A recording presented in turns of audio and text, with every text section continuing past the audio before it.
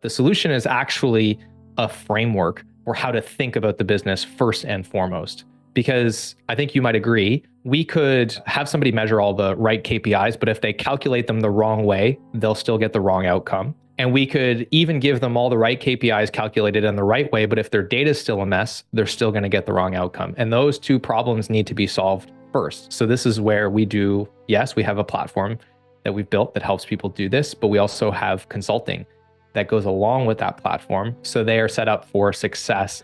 So if we take a step back, the starting point is, number one, what is the framework for what KPIs to measure? Yes, but also how to measure those. The KPIs are pretty obvious. How much did we charge? What's the rate?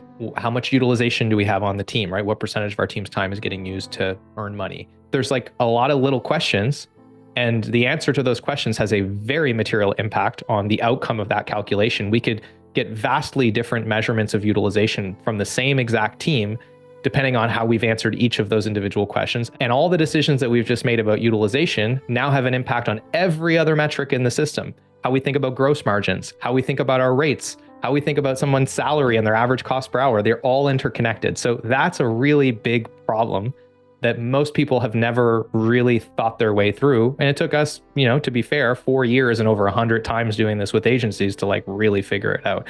So number one is the framework. And the second piece is the data structure that they're not really thinking about in a lot of ways. So it's like, okay, we want to measure how profitable our clients are. Is our data actually set up to tell us that? In the sense that we are able to pull timesheets from a time tracking software, for example, and every single time entry has the name of a client on it. And we have an accurate distinction between what is a delivery hour and what's not a delivery hour.